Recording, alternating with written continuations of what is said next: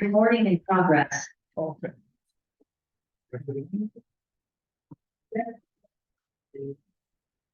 Okay. Okay.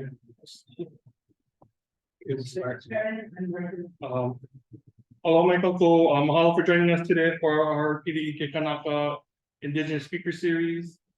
This series is part of our ʻāina Pilipili, the Native Hawaiian Initiative in the College of Social Sciences here at the University of Hawaii at Manoa.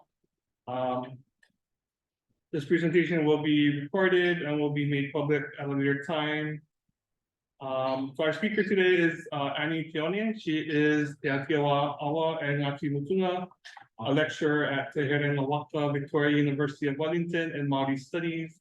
And her research focuses on the diverse spaces of Indigenous politics, Indigenous climate justice, mana wahine politics, and Maori access to housing.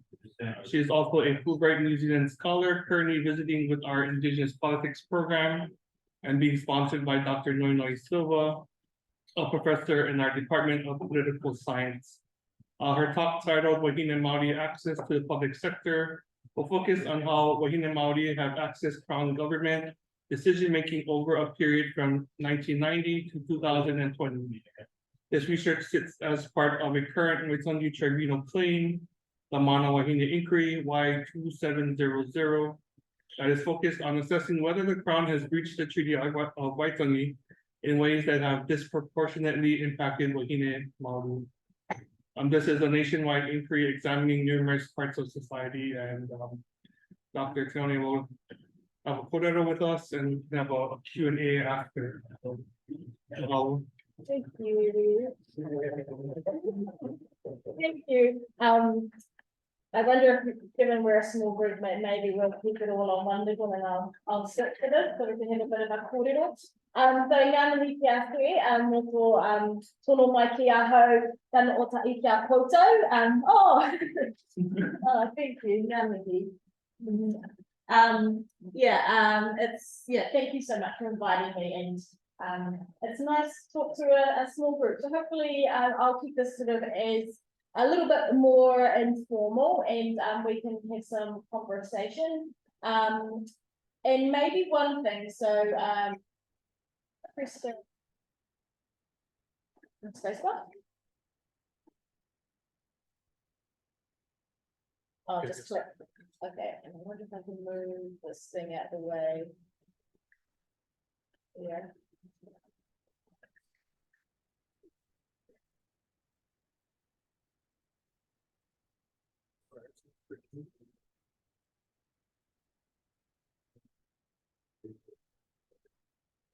Oh yeah, maybe I'll just use those sides.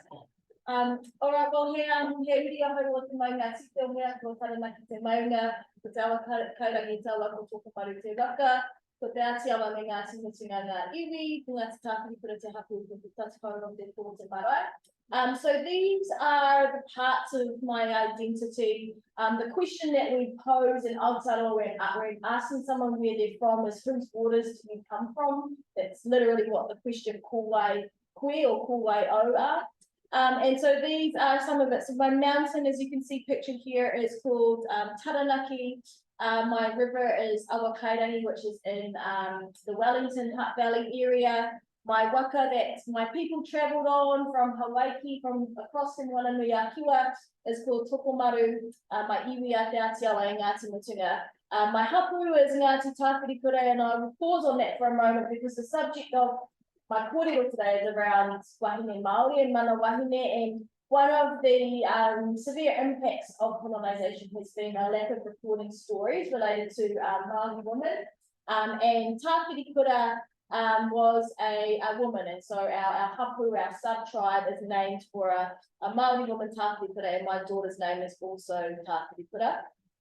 And my marae is Te Tatau Te Kō, which is in Petone in the Hutt Valley. So I wonder if, given we are a small group, maybe we could do a round of whakawhanaungatanga, a round of introducing ourselves. So this is how I introduce myself, but perhaps it would be useful to go around the room to know who we all are sitting here and sharing together. Are you ready to go first? Everybody the way you like, it would be here. I appreciate you sharing. I was in the couple, one of my people, no, Aotearoa, Kuonehana, o Taipei-Mana, o Manoa, ʻāina Maori mo'o, o Hua'alaia, ho'uwai, o Waka'a, ho'unona, o Wa'atiwa. Hello. I'm Stina, and I'm from Bear, North California, which is the Lonely Territory. No, no, taika vika tenga, kupo au no waehu Maui, Imanama no mau waeho ma'o, Pololo. Aloha, my name is Taika vika tenga. I'm originally from Waehu Maui and currently here in Pololo. And I teach here in ethnic studies and at the bar. Aloha, I'm Glenn Hesseder. I'm originally from Denmark. It's unfortunate, I think Saturday is a colonial problem.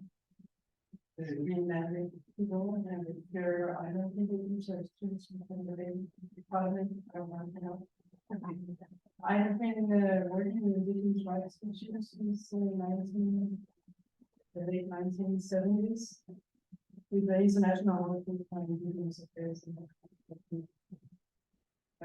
Speaking rights for hearing. But I'm an anthropologist and I teach ethnic studies, but most of my job now is administrating. So which is not bad because I help students and actually becoming. I'm Micah Mizukami. I am from Kauai, LA, Kauai. I traced my ancestry back to the island of Ryukyu or Okinawa, but also parts of Japan, like southern Japan. And I am in the Center for Oral History in the Department of History. Thank you for your talk. Hello, aloha kamakana, o kalao, te mauna, o muliwai o dana te awa, o ke hao te makani, no Wamanalo mai au. Aloha kamakana, I'm from Wamanalo, mountain is Ko'olau, our river is Muliwai o dana, and our wind is Apua ke hao. Mahalo. Well, thank you, everyone. Yeah, it's kind of nicer to know who's in the room if we get the opportunity to do so. So the kaupapa that I wanted to talk was around grounding some of the ideas around wahine Māori, around Māori women, pre-colonisation, and then talking about some of my recent research, which literally was submitted about 2 weeks ago, where I've been working on the Mana Wahine inquiry, so which is a treaty inquiry, and I'll talk a little bit about what that means in a minute. But basically, we hundreds of people in Aotearoa were involved in assessing the claim as to whether or not the Crown's breaches of the Treaty of Waitangi had disproportionately affected Māori women. So acknowledging that colonisation has not only been racist, but also patriarchal and homophobic. And so what has this meant for the way that wahine Māori have been able to live in Aotearoa? And my specific focus with my group of, I've got 2 other wahine Māori who've been working with me, has been on the public sector, so thinking around central and local government largely. And so I'll share some of the findings from that report with you.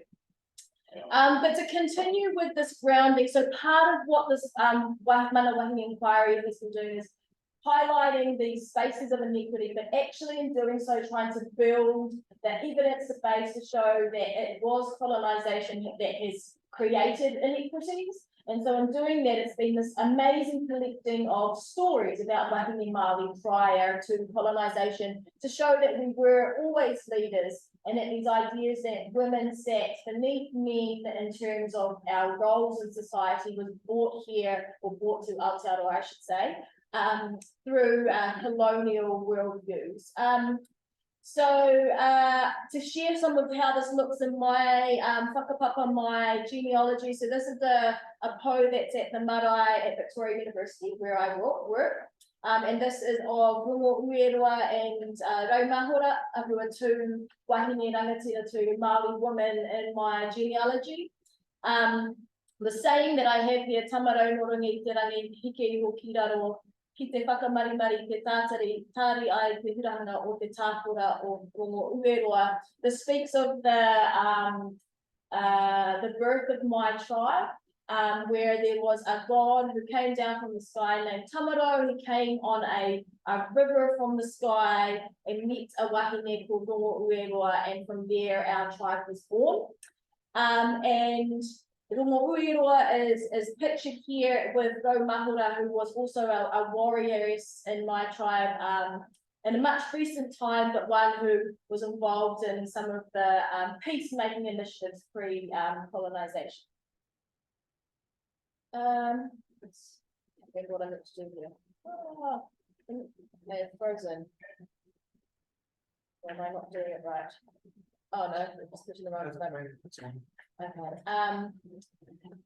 So to continue this kind of framing of where the inquiry is born from, has been about collecting and positioning stories around wahine atua, for example. So Papa Tuanuku, pictured here by an artist, Robin Kahukiwa, and she's our earth mother, from which all life is born. Hine Ahuone was the first woman, human person to come into being. And if you've ever seen the hungi being done, greeting to you, the hungi in Hawaii, is that our practice? So our story, and I'd be really curious to know what your story is that when Hine Ahuone was built out of sand by a god, Tāne, he breathed life into her by pressing his nose, and that was how human life came to be, and that's why, or part of why we can in a greeting. And from that, from her many kind of iterations of female deities to represent the world of death and things and resources such as fire through Mahuika. Do you have Mahuika here, the goddess of fire? Oh, she no? The one for the fire is more Pili. Pili, oh yes. Okay. Of course. Yeah, so there are also part of the inquiry is honed in on how the strength of language in showing the status of Maori women. So the word that we use for land, whenua, also means placenta, so is linked to your birth, is linked to the how women can have that role in society. The word hapu, which is for sub-tribe, also means to be pregnant, so that intimate link between groups of people, and again the role of giving birth, of being pregnant. Whānau for family also means to give birth, and whakapapa as well, so the term we use for genealogy, which connects all life, human and non-human, it literally means to make layers on top of papa. So we understand ourselves as being built on top of Papa Tuanuku.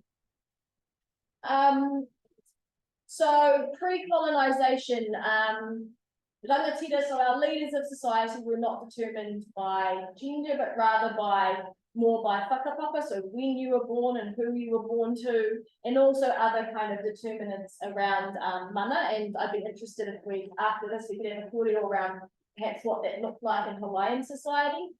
And also, wahine, we were land owners, and I know ownership is not the best way to describe our relationship to land, but you get what I mean. We were tohunga, so we were priestesses, we were warriors, orators, mamas, food gatherers, weavers, singers. We had many of the same roles that men had. And then colonization and the impact of Pākehā in Aotearoa started to change some of this, and started to decrease the spaces within which we could have a diverse range of options for how we lived our lives. And a large part of this came from that a number of the first explorers in Aotearoa, the Pākehā explorers, were anthropologists, and so they became the kind of experts and the recorders of Maori culture. And in most cases, they only spoke to men, And also only we're able to, as we all are, analyze it through their position as white men. And so many of the histories that were written down and therefore easily accessible have been shaped by the likes of Elsden Best. And I just pulled this quote, which kind of indicates to the issue of who's been collecting the stories, where he wrote that this house of misfortune, of ominous inferiority, is represented by this world, by the earth, by the female sex, and by the female organ of generation, which holds dread powers of destruction and pollution.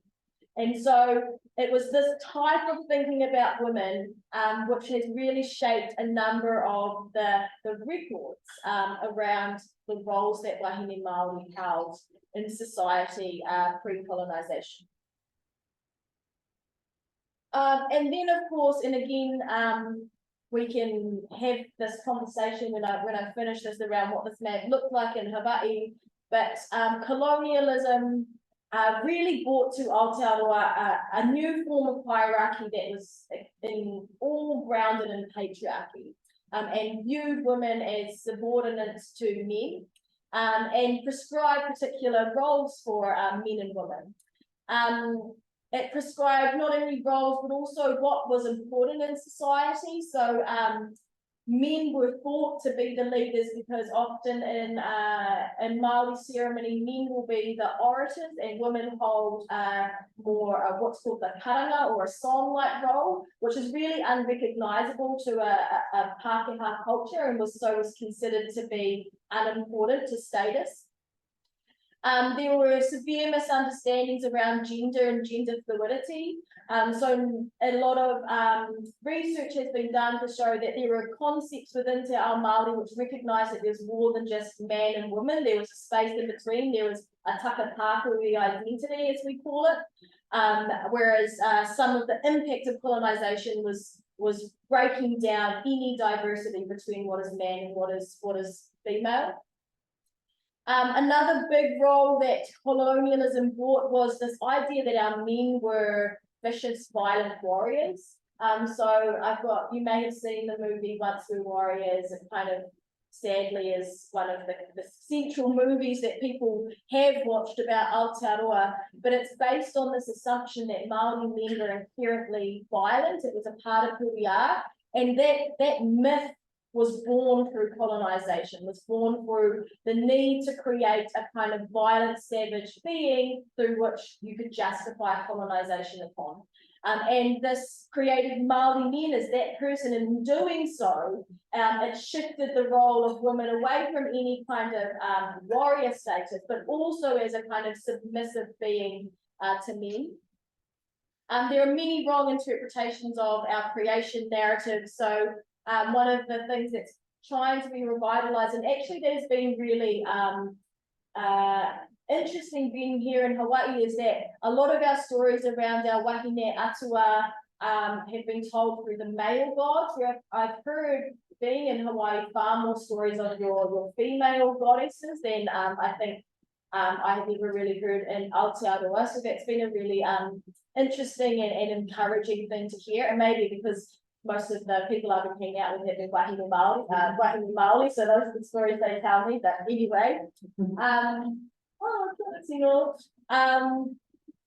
by and large, men did the most active colonizing. So it was not British women explorers who were coming over to Aotearoa, it was British men. And also, and I think again, this was perhaps something that happened in Hawaii and throughout the Pacific, was the sexualization of Indigenous women, the sexualization of wahine Māori, kind of creating us as this exotic being that you might want, but nothing beyond that. The concept of the dusky maiden, I think, extends throughout the Pacific and here in Hawaii as well. Another big part of what started to change, the shift from the diversity of wahine roles to the view of men as the leaders of the household was, of course, capitalism. So these Western ideas of property are introduced, where women are part of men's property. You know, we move from the ownership of our fathers to the ownership of our husbands. And in doing so, create the creation of legislation like women couldn't be property owners. So when the Treaty of Waitangi was signed in 1840, and from then a series of laws established to create or to give rights over our land back to us in some form, it was overwhelmingly men who were seen as to be the owners, those who could pay taxes. And also some ideas around the nuclear family. So women being relegated to the domestic realm, which, as you all know, had flow-on effects to our lack of access to education, our lack of access to economic freedom, and this kind of privileging of a type of economy that women didn't have access to. So, with that very fast context, and again, I'm really interested to know what you all think and what you all have experienced here in Hawaii. That was where this Manawahine inquiry has been born from. So all inquiries are given a Y number, so this is Y2700. It's an accumulation of around 160 distinct claims put forward by iwi, hapu, and Maori organisations, which began in 2018, the inquiry.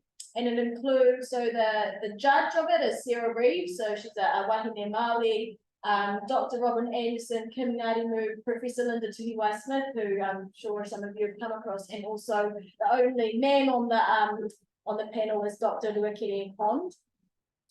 And so the way that these inquiries work is that since around the 1980s, tribes have been able to put claims to that can run through the Waitangi Tribunal and go to the Crown where we negotiate what we might be given back in terms of land or resource or some financial compensation.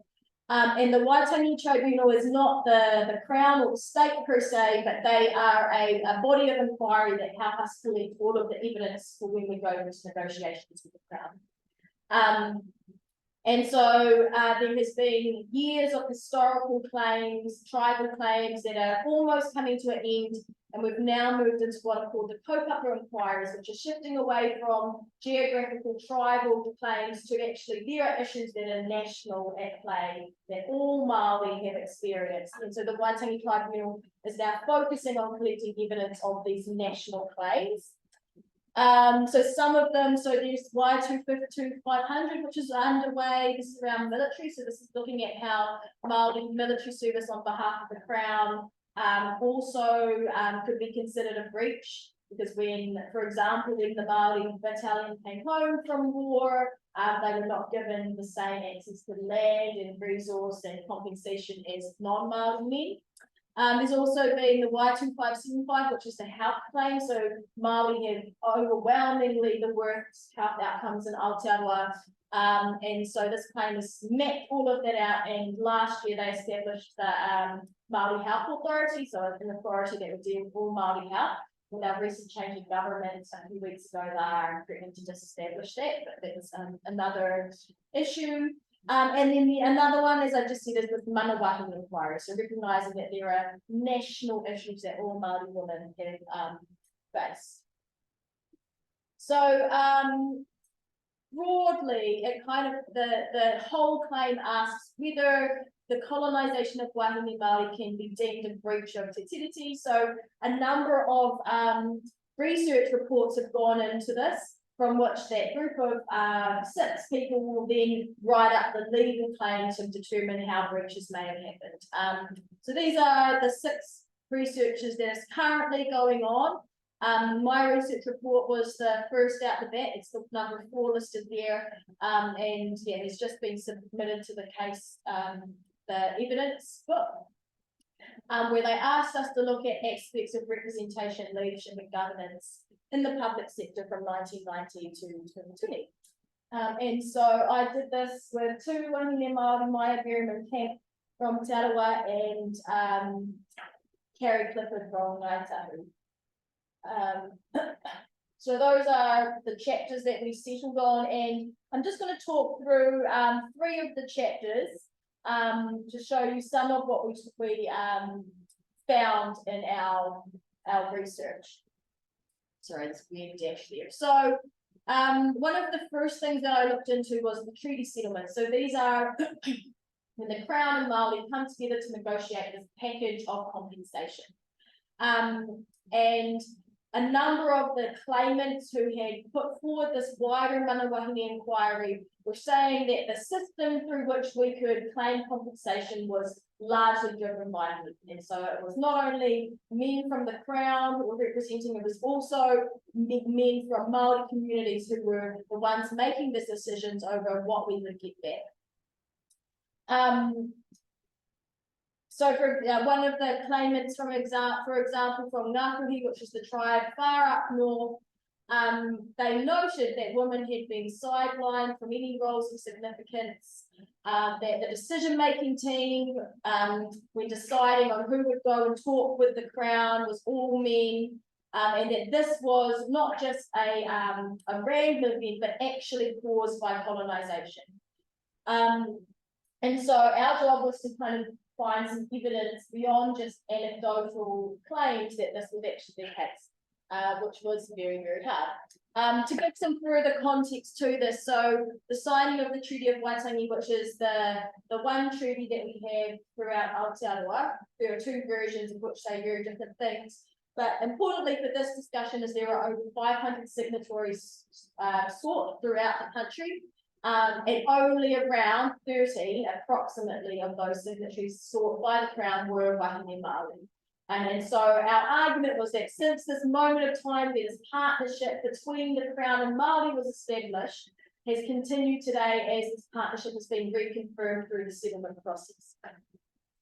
So I looked at 70 of the settlement acts within that time period. There were 76, but I couldn't ascertain the numbers of who were the signatories for 6 of them, and found that only 19 had Wahine Māori in those claims, and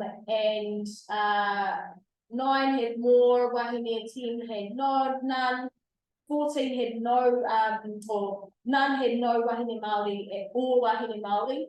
179 of the 489 individuals were Wahine Māori, and so kind of drawing one very small picture of what is a very complex process to show that actually it has continued through settlement building.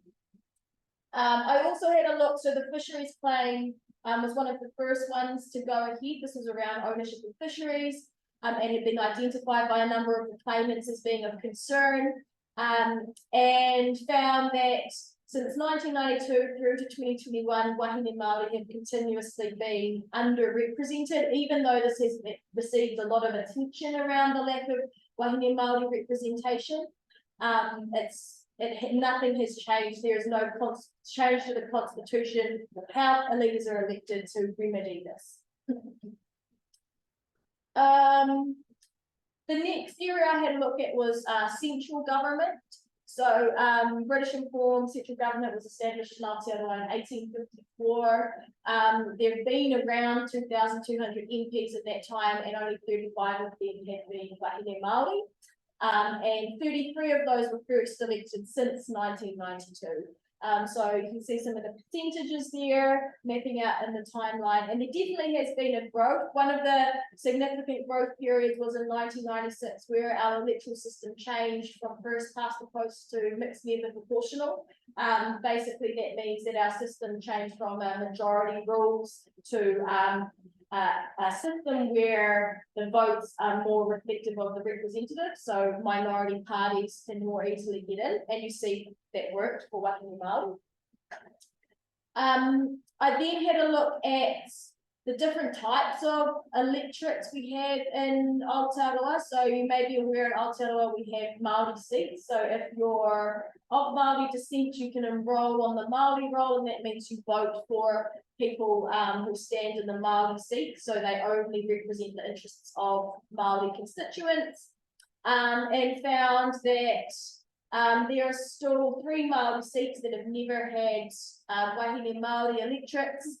This one, second one down, the general electorates, there are around 75, I think, general electorates, and there are only, how many is that, 7 who have had Wahine Māori representatives, and then most come in on the list, and so that's just the list of Wahine Māori who are elected through the party vote, which If anyone doesn't understand what that means, I can talk you through that in a minute.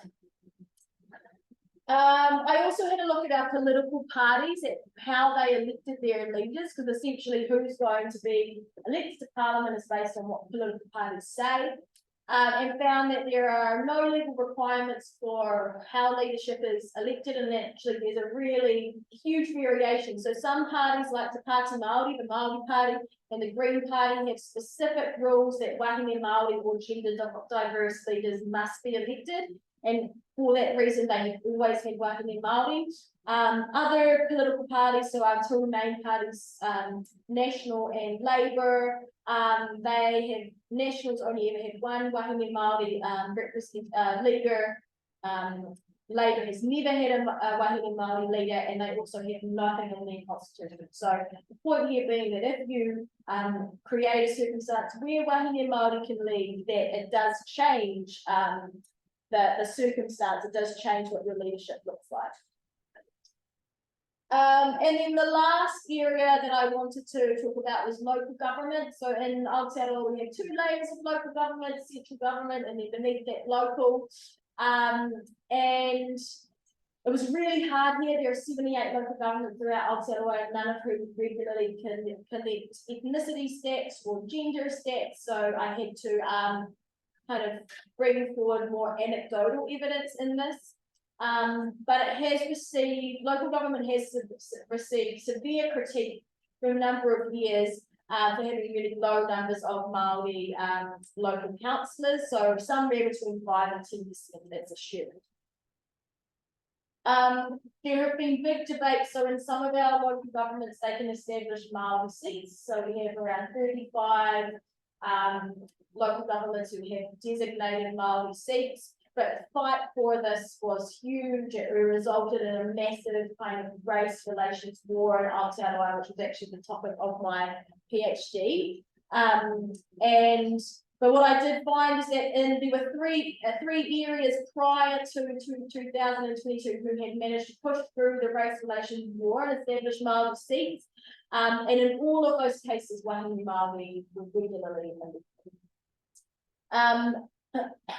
I just pulled this out. So this was some evidence I found from my PhD, which was the debates around if Māori should have guaranteed representation in local government. The guy who led the no, we shouldn't said, we have one city council, we have an election system which everybody can attend to. We do not need a Māori board, a Māori seat.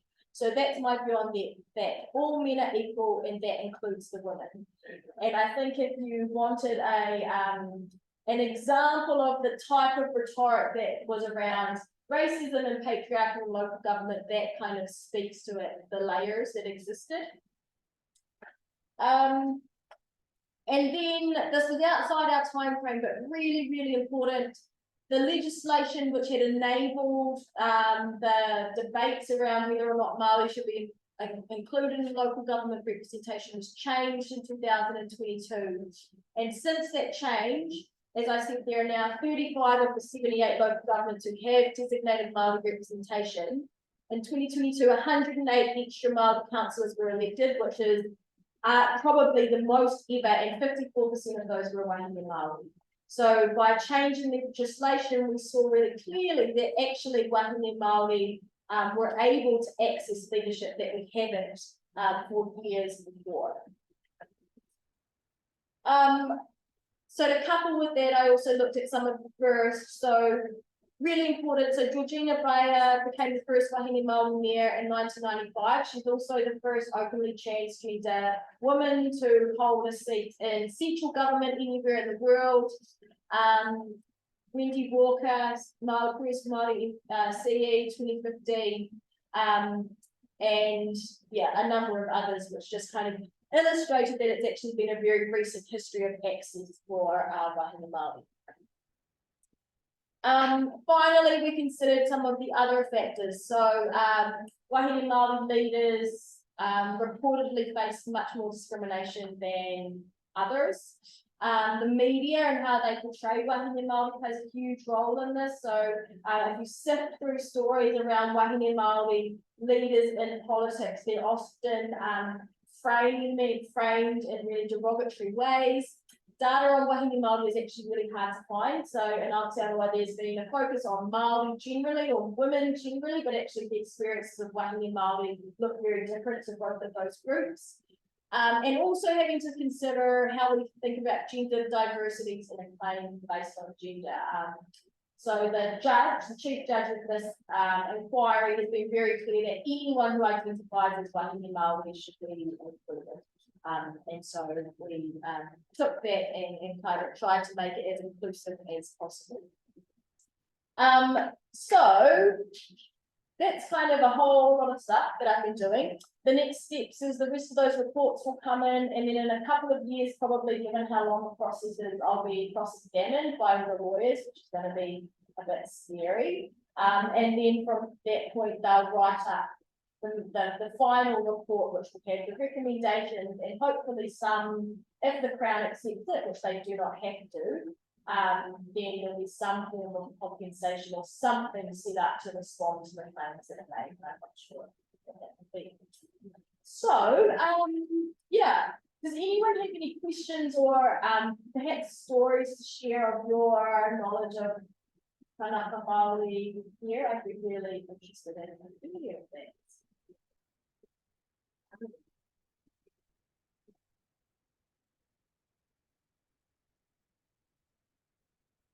I'm not an expert in this area. It seems to me that the stories are very similar all over the board. As the Western colonization comes in, women and positions in government, however we define that. I'm sure that after they know it will go. There also are stories about swamp. I was curious if working with gave you some good insights in other ways. Yeah, I mean, I think sitting with them, it's been very clear to me that a lot of, and I don't want to generalize here because I don't know, but at least from what I've been given access to, that a lot of the activism movement has been led by Kanaka Maoli wahine, and obviously Honani K Trust has shaped a lot of that and driven a lot of that, and I think at least my conversations with Noi and Noi, that is very present in how they think, and the role of academia within that, and who's at the front of the class and teaching what, and who has strength in teaching what. And I think when I first arrived, we took us for a drive around the North Shore and talked about haumea and aspects of the environment that were wahine Māori, and it was completely not wahine Māori, that were Kanaka Māori wahine, and I think that was completely unprompted on my behalf, but it did make me realise that the stories here continue to thrive in various things. I was also thinking about her actual rule that was more yesterday, but still, in some ways, very important. And I had instilled and functioning with it was working with the video machine, the male and young machine. Oh, interesting.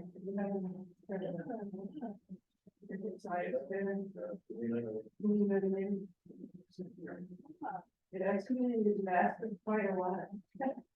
And was practiced. I'm interested to know, were there wahine Kanaka Māori wahine who were like the leaders of, I'm not sure what the right phrasing is, it's not tribal, but of communities in the same way? There's a long history looking at different ali'i. So I mean, there's here it's much more of the kind of ali'i system, traditionally at least. Where there's ali'i nui for the Hawaii land, which is divided into different districts, or moku, which is subdivided into Wahakua, and each of those kind of have different ali'i at different levels. And so there is, again, kind of like in Maori, rank is based on yeah, your mother, so it's usually a birth order, right? So it's really that rather than gender. I think there is overall preference, it seems, at least by numbers for men, but there are a number of women who are also held very prominent league roles. So including to the highest stations. And that's kind of across all the islands, although in some, in the day-to-day labor and such, some of the historians have different views that different islands, women maybe have had more roles in other islands, couple columns, comments that he's thinking about the divisions of labor. But certainly among the LDE, it's really a matter of your genealogy rather than the gender. Though that said, it seems like most of the more well-known chiefs are men, with a lot of other exceptions of women. So it's not even any exceptions. I don't know. That's the feel I get. Which also sets up the role that we have. Equal Pili being able to take the throne, and before her, Queen Ella very close to taking the throne during the kingdom period when it was already in that shift to a Western monarchical, constitutional monarchical form of government. But yeah, as Will said, that new position that comes before the full kind of shift to the Western style of government. It was a kind of innovation. Yeah, that's really early, it was just almost the same time as the Christian missionaries came to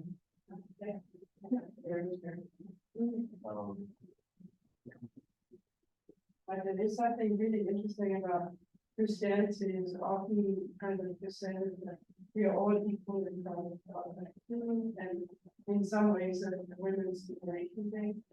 But when we really look at the roles of women, all the things you pointed out, I see, yeah, all over the Pacific, everywhere. The privatization of man and all of the world. There were women that in the organized very often people would be in that was because the Westerners did the writing down. That was they couldn't even comprehend that they were going to put out other people instead of the man. So we had that double thing, in some ways more equality, and in other ways not at all.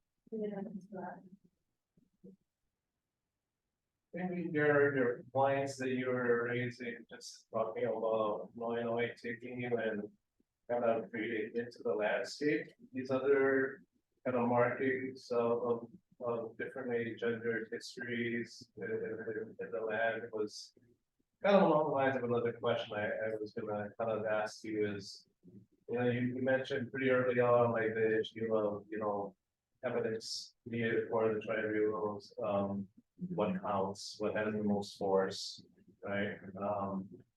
And going through yours, I mean, I think it's really powerful evidence for showing this lack of representation that's come because of colonial laws. But the formatting itself seems pretty standard. Kind of here's evidence in numbers, which is also kind of very kind of masculine sort of mode of presenting knowledge and arguing. I wonder if you have other thoughts on, I know you have a methodology section you didn't talk much about, but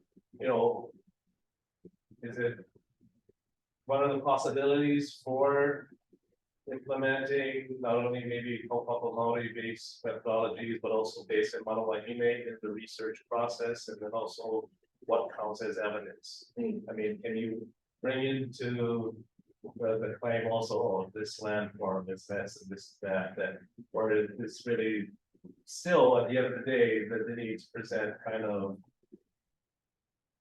what's considered empirical, Yeah, yeah. ruled by that kind of positivist sort of episteme. Yeah, great question. So, yes, because this research it's considered legal research, and so all the cross-examination will be done by lawyers who will be wanting to pick apart and say, well, how do you know that and prove it? And so that has really shaped how we've been able to present our evidence. So we went through a number of peer reviews by lawyers and by the claimants. The claimants had much less to say, the lawyers had a lot to say because they wanted to be robust in the things that we're talking about. So yeah, I think for this, the way that this research had to be shaped, everything had to point to a very clear source. So while we had tried to provide some stories, if you like, and some kōrero about wahine Māori leaders, nothing we said, or everything we said, had to be proven in some way. And so that's why a lot of the data sets, unfortunately, not quite that, or had to be drawn from what was actually recorded, what minutes we could actually access, what stats had been collected or we were able to collect ourselves. I will note though, so while these 6 reports that are currently happening are shaped like that for legal examination, prior to that, or actually still going on what called the 2R papa hearings, where hundreds of people are going to submit these stories of wahine Māori leadership. And so it will be in those spaces that the kōrero about the land and stories that have been passed on in families, perhaps, can be recorded in a different space. But yeah, it was a really hard and different way to think about writing, especially when we came back and we thought, it came back from the final revision and we thought we had everything, but it had all these kind of nitty-gritty detailed questions around, like, you can't make this generalization. You couldn't say what the Māori land is expressions of gender unless you can point to a story that show the very clear source that you can prove exists. So yeah. Yeah, no, I mean, well, first of all, mahalo for sharing all of that with you, and really admire all the work and the energy that's gone into it. We have different processes here. We're stuck in regular US courts, with some variations depending on the issues. Some of the water cases go to a different level that's kind of outside of the courts and missions, but they'll end up in courts if they get appeals up. I was trying to think through cases that foreground Monowahine in our history, and maybe I don't know if the Pele defense Monowahine was ever involved, but it's the struggle against geothermal and the Big Island that was going to drill into the areas that are traditionally the homes of Pele. Again, you're asking about the fire goddess, or for us, Pele being that particular deity. I think a lot of the defense that was successful was on religious grounds rather than on gendered ones, but that seems to be an interesting point of thinking through. If you're just talking right now about, what landforms are gendered and how is that impacting people directly. I mean, that was very much in Hawaii. That story was about protecting Pele and her realm and her mana. Again, I don't think it was framed as Monowahine in those cases, but one could also think through, what strategies there make that kind of argument legible and evidentiary in a legal sense, that are also drawing on traditional understandings of relationships of people in place. I think a lot of it ended up from religious claims, but just to note that I can't think of other close ones that are centering women or even a Monowahine in our different cases that we've had. So this is new, and I think it's going to be interesting and exciting. I mean, it's new in Aotearoa as well. I mean, it's been a long time coming. This point is like almost at the end there have been wahine Maori who have now passed away, who set the scene for this to happen now. But that, the fact that it's actually, I mean, we hope that the outcome will be something useful for all wahine Maori. But at the very, very least, there is now going to be this database of stuff about wahine Maori that never existed. And some of it will look like the stuff we've collected, which is kind of very kind of statistical and setting the scene in the public sector, but it will also be all these stories that were shared in these earlier hearings, which otherwise there may not have been a setting to even have those cordial at this national scale. So at the very least, we look at that.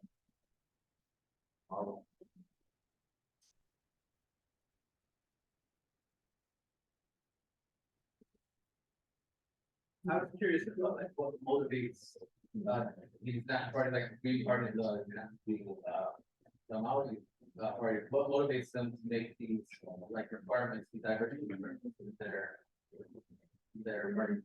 Yeah, good question. I mean, I couldn't say for certain, other than politically speaking, both of those parties tend to sit more to the left and tend to advocate more around issues of justice and equity, and also the Treaty of Waitangi. And so I think like a culmination of being very pro-Maori and being very pro-equity focused means that they've decided that it needs to be ingrained in how they look as a party, not just what they say. That's what I would guess. Who makes those decisions when Yes, so I believe the constitutions are devised by the membership at the time, and I'm not sure for each of them how often those constitutions will come up for a debate. But yeah, like who is a member of the party? Is it the same thing? Can you be a member of a political party here, or yeah?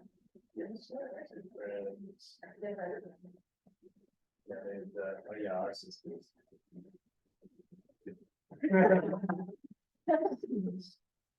There are no special seats for its clients. There was a time when you had to be more. Yeah, there was a time where there was ordinances for limiting the voting for the office of blind affairs. Civil lands, and they got stripped. So what did that look like? And you had Hawaiian being elected? Or something? Yeah, I love the whole setup for Omaha. I mean, was it? How they did it in practice. Yeah, I can't remember how it was done in practice. You had to be Hawaiian to vote for Hawaiian affairs. Trust me. But then it was put into a race case, and then we restrict the range. So not only do non-Hawaiian vote for they could only one for.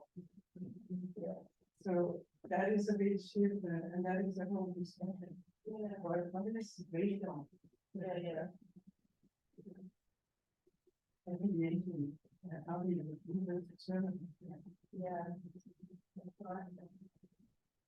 The non-states constantly put up as a good example of racial separatism by conservative right-wing parties and pushing to get them disestablished. But the argument that even though Maori technically we're overrepresented at the moment, so I think we're around 28% of elected MPs, whereas demographically we're around 17% of the population. But I mean, our continued argument is that when we signed the treaty, we didn't do that to have a proportional representation. We did that to allow partners to come and live on our regular. And so even if we're technically over disproportionate, that's still not meeting treaty obligations. It's still 100% Maori land. Yeah, that's right. Yeah.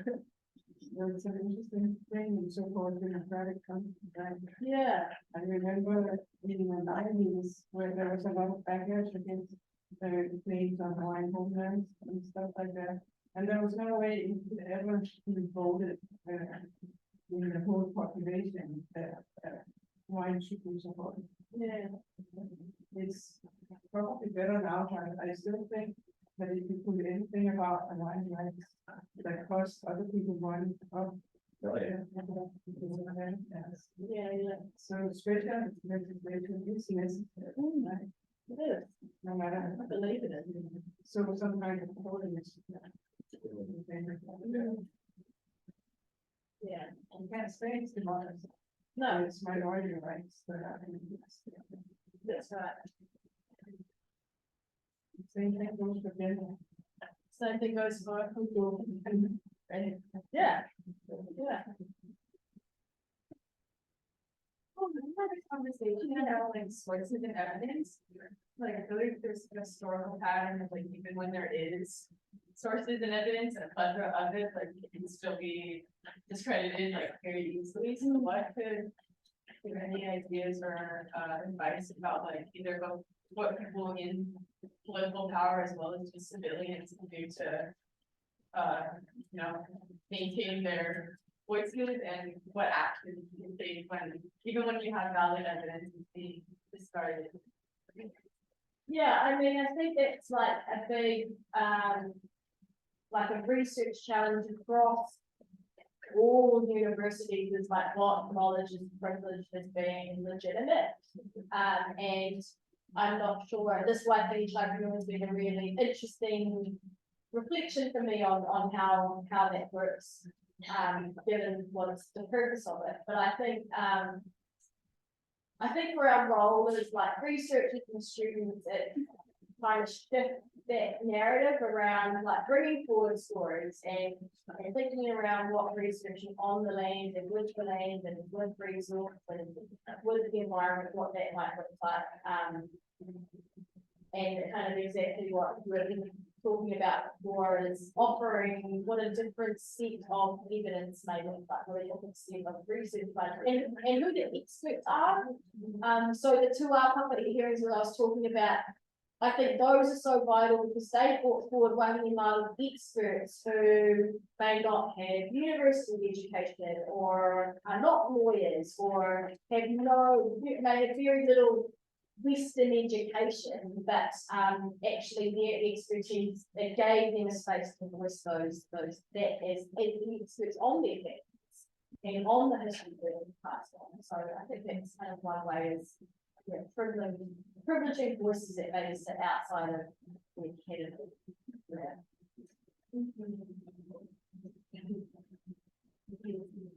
Is there any questions? Follow any for presentation?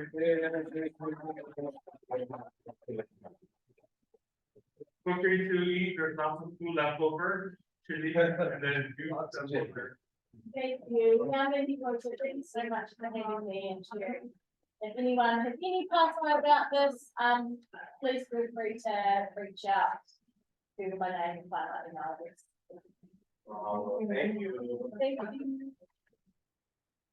Thank you so much. Thank you. Stay,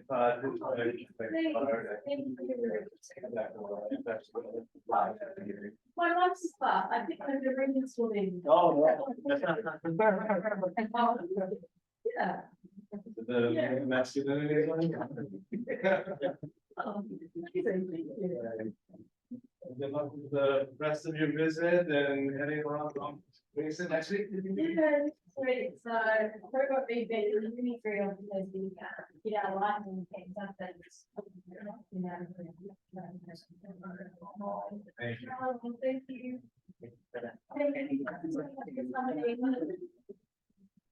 Just think about maybe someone. What? What are you doing? We're gonna take something. But.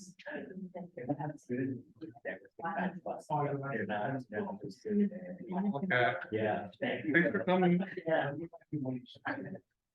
Signing on. There are some detailed stories, Kind of similar to. yeah, I think Well, like, sorry, the little I know, they are saying, mean, mommy, mean, give them.